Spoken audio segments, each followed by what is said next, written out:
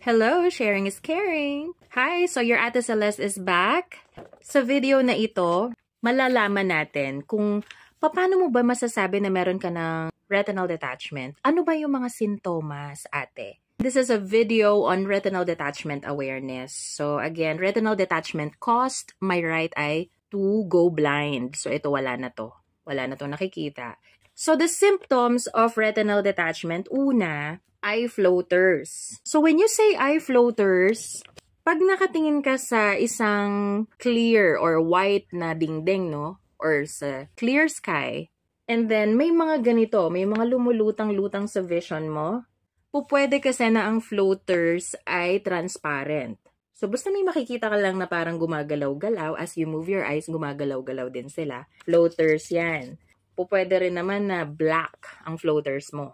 So, ganito yung floaters na nakikita ko ngayon. And ganito rin yung nakita ko nung before ako ay nabulag sa kanang mata ko. So, ganyan, no? I-observe nyo sandali yung mga mata nyo kahit mga ilang segundo. Look at clear surface. Kahit sa ilaw lang, tumingin kayo saglit, makikita nyo yan kung may mga lumulutang-lutang. Pwede rin naman na ganito. Yan, no? May dark spots. So, kapag nakakakita na kayo ng ganyan, take note, it's one of the symptoms na pwede ka ng may retinal tear o meron ka ng detachment sa retina. Remember, you will start seeing floaters kapag ang retina mo ay may butas na or may punit na or detached na. Number 2, flashes of light.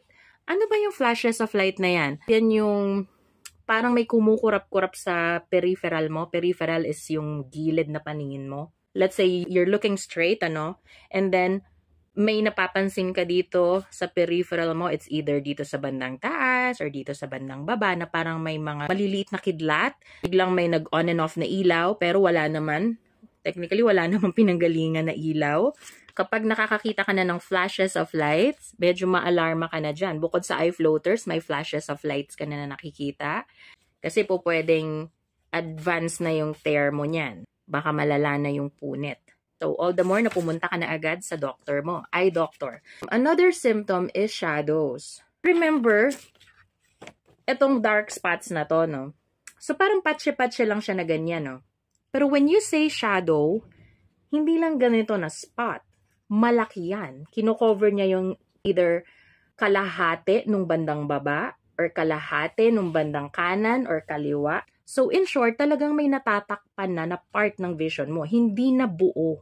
Kasi nga may shadow na. Medyo advanced na rin yan. Kapag nakakita ka na ng ganyan, it's really an emergency na punta ka na kaagad sa doctor mo. And of course, blurred vision. Pag na-notice mo na parang, uy, bakit biglang may nagbago sa paningin ko? Kahapon okay pa naman. Bakit ngayon parang biglang lumabo? Then punta ka na rin. Punta ka na rin sa eye doctor. Itong mga eye doctors na to, ito yung mga makikita mo sa mga eye centers, vision centers, na usually nasa mga ospital to. So, wag na po tayo magpatumpik-tumpik. Pwede nyong i-screenshot, lalo na kung nararanasan yung isa sa mga yan or ilan sa mga yan, eye emergency na yan. Okay? So, punta na kayo agad. Pa-check up na natin. Habang maaga pa, agapan na po natin kasi mahirap pong mabulag. Take it from me. So, yun lamang po for this video. Comment po if you have questions. I will try my best to answer po. Again, sharing is caring. Ingat po tayo and God bless everyone. Please care for your eyes.